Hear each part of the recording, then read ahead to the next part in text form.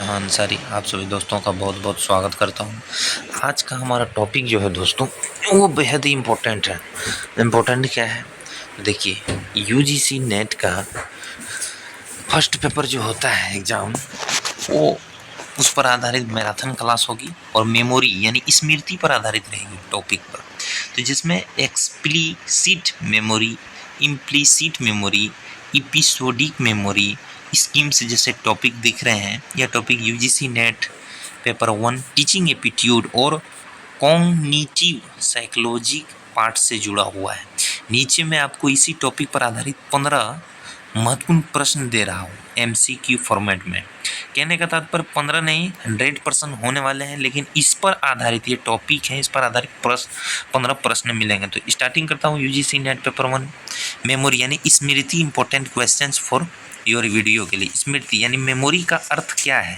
केवल अनुभव प्राप्त करना या अनुभव का भंडारण और पुनः स्मरण, या अनुभवों को भूलना, या उपरोक्त में से कोई नहीं। तो देखिए, मेमोरी का मतलब क्या होता है, तो उसका देखिए उत्तर अनुभवों का भंडारण और पुनः स्मरण करना होता है दोस्तों। स्पष्ट स्मृति यानी एक्सप्लिसिट मेमोरी को और किस नाम से जाना जाता है? तो देखिए यहाँ लिखा है डिक्लेरेटिव मेमोरी, प्रोसेड्यूकल मेमोरी, या अनकॉन्सेक्वल मेमोरी, या नन क्लियरेटिव मेमोरी। तो देखिए यहाँ लिखा हुआ डिक्लेयर मेमोरी। इम्पैक्ट मेमोरी का संबंध किससे होता है? जानबूझकर याद करने से, अचेतन रूप से किए जाने वाले कार्यों से, या केवल शब्दों के ज्ञान से, या किसी सिद्धांत के अध्ययन से। तो दोस्तों देखिए, हमारा इम्प्लिसिट मेमोरी का संबंध किससे है? तो देखिए यहाँ अचेतन रूप से किए गए जाने वाले कार्यों से। एपिसोडिक मेमोरी किस प्रकार की होती है? देखिए बी नंबर आंसर, अचेतन रूप से किए गए जाने वाले कार्यों से। अब आते हैं प्रश्न, एपिसोडिक मेमोरी किस प्रकार की होती है? व्यक्तिगत घटनाओं की स्मृति, तथ्यों की स्मृति, कौशल की स्मृति, सीखी गई आदतों की स्मृति। तो देखिए व्यक्तिगत घटनाओं की स्मृति पर आधारित होती है। इसके बाद है सेमेनेथिक मेमोरी, संबंधित है तिथियों और स्थानों से, भाषा और सामान्य ज्ञान से, कार्य करने की प्रक्रिया से, या भावनाओं से। तो देखिए भाषा और सामान्य ज्ञान से। इसके बाद स्कीम्स किसे दर्शाता? मानसिक रूपरेखा का ढांचा, याददाश्त की कमजोरी, मनोवैज्ञानिक भूल, और यांत्रिक सोच। तो देखिए क्या है? मानसिक रूपरेखा या ढांचा है दोस्तों इसका आंसर। इसके बाद आता है लॉन्ग टर्म में मेमोरी का उदाहरण क्या? फोन नंबर को तुरंत याद रखना, साइकिल चलाना, किसी की बात को दोहराना, परीक्षा से पहले रटना। तो साइकिल चलाना क्या है? लॉन्ग टर्म मेमोरी का उदाहरण है साइकिल चलाना, यानी बार बार पेडल मारना उस पर। कहने का मतलब शॉर्ट टर्म मेमोरी की अवधि लगभग कितनी होती है? तो कुछ सेकंड से 1 मिनट तक, 1 से 2 घंटे तक, 1 दिन तक, या अस्थायी। तो देखिए कुछ सेकंड से 1 मिनट तक। प्रोसीड्यूसल मेमोरी का संबंध होता है तथ्यों से, प्रक्रियाओं और कौशल से, भाषा से, स्मरण शक्ति से। किससे होता है? तो देखिए प्रक्रियाओं और कौशल से। वर्किंग मेमोरी किस प्रकार की स्मृति होती है? दीर्घकालिक, क्षणिक, या कार्यशील, या स्मृति, अस्थायी स्मृति, या अस्थिर। तो किससे होती है वर्किंग मेमोरी? किस प्रकार की स्मृति? तो वर्किंग में हमारा क्षणिक कार्यशील स्मृति होता है, यानी हम तुरंत किसी चीज़ को याद कर सकते हैं, तुरंत भूल सकते हैं। कहने का मतलब वही है, लेकिन काम करता है। भूलने यानी फॉरगेटिंग का प्रमुख कारण कौन कौन सा है? इंटरफेरेंस, या रिप्रीशन, या रिहर्सल, या डिकेसी। तो रिहर्सल कौन सा कारण में हम नहीं भूल सकते? तो रिहर्सल अगर करेंगे तो भूलेंगे नहीं, तो वही चाहिए। इसके बाद एनकोडिंग, स्टोरेज, रिट्रीवल, ये 3 चरण किनसे संबंधित? थिंकिंग प्रोसेस, इसके बाद लर्निंग प्रोसेस, इसके बाद मेमोरी प्रोसेस, इसके बाद कम्युनिकेशंस प्रोसेस। तो देखिए क्या है? इनकोडिंग, स्टोरेज, रिट्रीवल, ये 3 चरण किनसे संबंधित है? तो देखिए दोस्तों मेमोरी प्रोसेस से। इसके बाद डिक्लेरेटिव मेमोरी के 2 प्रकार होते हैं, एपिसोडिक और सेमेनेटिक, इम्प्लिसिट और एक्सप्लिसिट, शॉर्ट टर्म और लॉन्ग टर्म, और रिकॉग्नाइजेशन और रिकॉल। तो किस प्रकार के होते हैं डिक्लेरेटिव मेमोरी? 2 प्रकार जो होते हैं वो कौन सा होता है? तो आप बताइए। ये वस्तुनिष्ठ प्रश्न है और अभ्यास है। तो देखिए इसका आंसर एपिसोडिक और सेमेंटिक होता है। ए नंबर आंसर है दोस्तों, ए नंबर हमारा आंसर जो है इसका वो ए नंबर है। वो ए नंबर है इसका। हम्म, इसका इसका आंसर जो है हमारा वो ए नंबर का है, ए नंबर का है, ए नंबर का। अब आगे बढ़ते हैं। तो देखिए, रिकॉग्नाइजेशन मेमोरी का अर्थ है बिना संकेत के याद करना, संकेत मिलने पर पहचानना, यादों को मिटाना, नई जानकारी जोड़ना। रिकॉग्नाइजेशन का अर्थ क्या है? तो देख रहे हैं रिकॉग्नाइजेशन का अर्थ क्या है? संकेत मिलने पर पहचानना। मेमोरी रिटेंशन का अर्थ है भूलने की प्रक्रिया, स्मृति को बनाए रखना, नई जानकारी को अस्वीकार करना या जानकारी को मिटाना। तो दोस्तों देखिए, मेमोरी का रिटेंशन का अर्थ है स्मृति को बनाए रखना। इसके बाद आपको UGC net paper 1 teaching aptitude memory स्मृति टॉपिक पर आधारित महत्वपूर्ण 100 महत्वपूर्ण प्रश्नों की श्रृंखला एमसीक्यू आंसर दिया गया है। साथ में यूजीसी नेट पेपर 1 मेमोरी यानी स्मृति इंपॉर्टेंट क्वेश्चन 1 से 25 तक है। तो देखिए, स्मृति मेमोरी के से अनुभवों का संचयन, अनुभवों का भंडारण, स्मरण, अनुभवों को भूलना, अनुभवों को दबाना। दोस्तों ये डीपली प्रश्न है। देख रहे हैं क्या है? तो देखिए यहाँ है अनुभव, बी नंबर आंसर है। स्मृति के 3 बी नंबर है, अनुभवों का भंडारण और पुनः स्मरण। स्मृति के 3 प्रमुख चरण होते हैं, इकोनेजन, स्टोर, रिटर्न।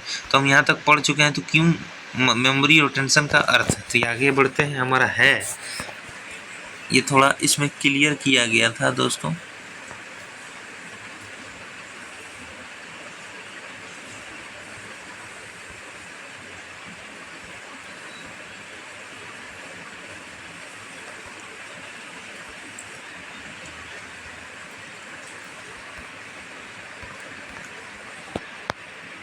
यहाँ देखिए, रिट्रोक्टिव इन्फॉर्मेंस का अर्थ नई जानकारी पुरानी को भुलाती है, पुरानी जानकारी नई को भुलाती, दोनों याद रहती, कोई प्रभाव नहीं। ए नंबर। मेमोरी रिटेंशन को बढ़ाने का सबसे प्रभावी तरीका है बार बार अभ्यास यानी रिहर्सल, रिहर्सल, जानकारी को दबाना या जानकारी को बदलना या भूलने देना। ए नंबर है, बार बार रिहर्सल। इसके बाद आगे बढ़ते हैं। इसमें पहले से थोड़े कठिन और कॉन्सेप्चुअल ऑप्शन शामिल होंगे जो यूजीसी नेट के लेवल के अनुरूप है। ये सारे प्रश्न memory, forgetting, learning process, cognitive psychology से जुड़े होंगे। तो यूजीसी नेट पेपर 1 मेमोरी स्मृति इम्पैक्ट इंपॉर्टेंट क्वेश्चंस पार्ट 2 26 से 50 तक। स्मृति मेमोरी की प्रक्रिया में रिहर्सल का मुख्य उद्देश्य क्या होता है? जानकारी को मिटाना, जानकारी को दीर्घकालिक स्मृति में स्थानांतरित करना, जानकारी को अस्थायी रूप से रोकना, नई जानकारी को अस्वीकार करना। तो बी नंबर आंसर होता है जानकारी को दीर्घकालिक रूप में स्थानांतरित करना। बी नंबर आंसर होगा इसका, B number. B number answer होगा।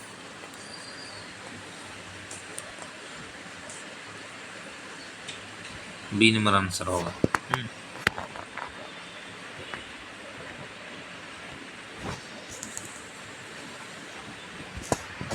बी नंबर आंसर होगा।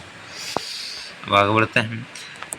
चुंकिंग तकनीक का उपयोग किसके लिए किया जाता है? नई जानकारी बताना, शॉर्ट टर्म मेमोरी की क्षमता बढ़ाने के लिए, दीर्घकालिक स्मृति को नष्ट करने के लिए, भूल जाने के लिए। B number, short term memory की क्षमता बढ़ाने के लिए। इसके बाद वर्किंग मेमोरी को सबसे पहले किसने प्रतिपादित किया था? तो मिलर ने, बैडलेरी ने और हिचन ने, इपोसवन और एंगस्टीन और सोपिन ने। B number. एंगस्टीन और शिफरिन का मॉडल किस नाम से जाना जाता है? बी नंबर आंसर है बैडलेली और हिटच।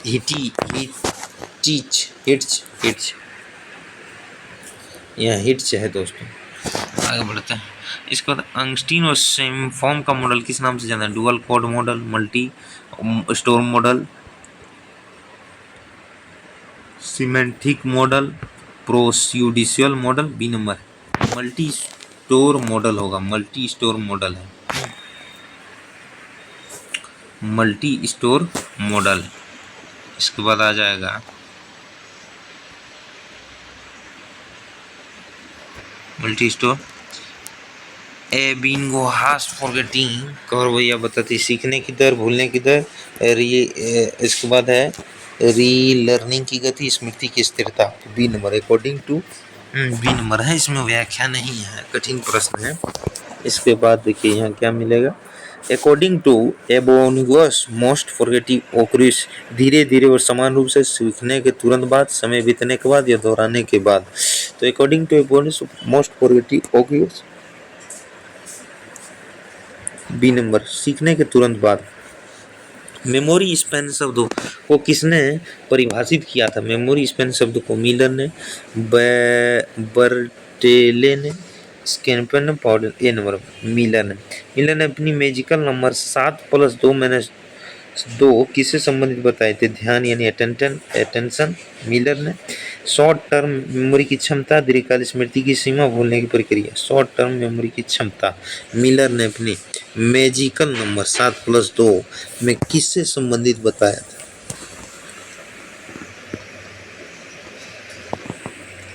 स्कीमा थ्योरी का प्रतिपादन किसने किया? Bernstein, टोर्नोडाइल, बैंडुरला, polar, एनमर। ब्रेटले के अनुसार स्मृति का स्वरूप कैसा है? यांत्रिक, पुनः निर्माणात्मक, रिकॉन्सेक्टिव, अस्थायी, अवचेतन, बीज। रिकॉन्सेक्टिव मेमोरी का अर्थ स्मृति का शब्दाश्रित पुनरुत्थान, अनुभवों को फिर से गणना, केवल तथ्यात्मक पुनर्गणन, यादों का अस्थायी भंडारण। बी नंबर, इसका होगा बी नंबर, अनुभवों को पुनः से गणना। Tip of the tongue phenomenon संबंधित है रिकॉग्निशन, रिट्रीवल फेलर, फॉरगेटिव, डिक्ली formation. B number, retrieval failure से। फ्लैश बुल्ब मेमोरी का अर्थ है अचानक हुई भूल, त्रिभावनात्मक घटनाओं की जीवन स्मृति, सामान्य जानकारी की पुनरावृत्ति। तो देखिए इसमें आंसर होगा बी नंबर, क्या है? त्रिभावनात्मक घटनाओं की जीवन स्मृति। मेटा मेमोरी शब्द का तात्पर्य क्या है? स्मृति के प्रति व्यक्ति की स्वयं की जागरूकता, स्मृति की स्थिरता, स्मृति की त्रुटि, स्मृति का भंडारण। ए नंबर आंसर है इसका, स्मृति की प्रति व्यक्ति की स्वयं की जागरूकता, मेटा मेमोरी का। आइकॉनिक मेमोरी किस प्रकार की होती है? श्रवण स्मृति यानी ऑडिटोरी, दृश्य स्मृति यानी विजुअल, स्पर्श यानी टैक्टाइल, स्वाद यानी गुस्टैटरी स्मृति, स्वाद। बी नंबर आता है, दृश्य स्मृति, विजुअल। इकोइक मेमोरी किस प्रकार की होती है? दृश्य श्रवण स्मृति, भावात्मक है प्रोसीड्यूअल स्मृति। बी नंबर, श्रवण स्मृति। प्राइमरी इफेक्ट किनसे संबंधित है? सूची के प्रारंभिक शब्दों को याद रखना, सूची के अंतिम शब्दों को भूल जाना, किसी भी जानकारी को याद नहीं रखना, बिना संकेत पहचानना। ए नंबर है आंसर इसका, सूची के प्रारंभिक शब्दों को याद रखना। रीजेंसी इफेक्ट संबंधित प्रारंभिक शब्द याद रखना, अंतिम शब्द याद रखना। इसके बाद आता है अंतिम शब्द याद रखना, मध्यम शब्द याद रखना, नई जानकारी को याद रखना। बी नंबर, अंतिम शब्द याद रखना। इसके बाद क्या है? डुअल कोडिंग थ्योरी का प्रतिपादन किसने किया था? डुअल कोडिंग प्रतिपादन किसने किया था? तो दोस्तों देखिए किसने किया था? एलन पियारो, बांडुरा, स्किनर, फोंडर। तो एलन पियाओ ने किया था। A number, dual coding theory के अनुसार जानकारी को बेहतर याद रखा जाता है जब केवल शब्दों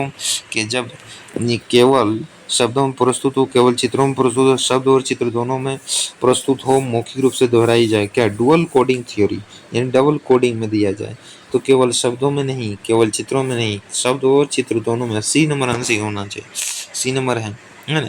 किसी चीज़ को मान लीजिए बताया जा रहा है, बात कहूँगा एग्जाम्पल है, किसी चीज़ को मान लीजिए बताया जा रहा है, ए नंबर और बी नंबर, इसमें लिख दिया, हाँ, इसमें चित्र दे दिया, तो इन दोनों में से आप अच्छे समझिएगा ना, कहीं ऐसे कर देगा, कहीं ऐसे कर देगा, अलग अलग। तो क्या समझ पाइएगा? दोनों अगर दे देगा, बता करके भी, लिख करके चित्र भी दे देगा, तो आप समझ जाइएगा।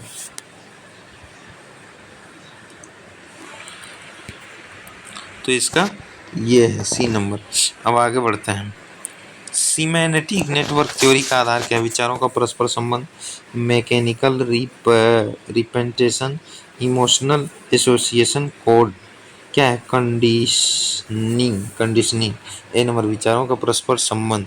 इसके बाद प्रोसीड्यूअल मेमोरी किसका हिस्सा है? इम्प्लिसिट मेमोरी का, एक्सप्लिसिट मेमोरी, सिमेनेटिक मेमोरी या सेंसोरी मेमोरी। ए नंबर, इम्प्लिसिट मेमोरी का रिट्रीवल केस का कार्य जानकारी को मिटाना, जानकारी को याद रखने में सहायता देना, जानकारी को अस्वीकार करना, नई जानकारी जोड़ना, बी नंबर है। जानकारी को याद रखने में सहायता देना। Retrieval CUE contact dependent memory का अर्थ क्या है?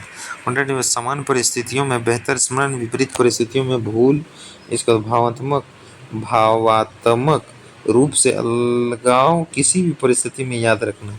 क्या है समान परिस्थिति में बेहतर स्मरण? कॉन्टेक्ट डिपेंडेंट, तो ए नंबर समान परिस्थितियों में ही है दोस्तों।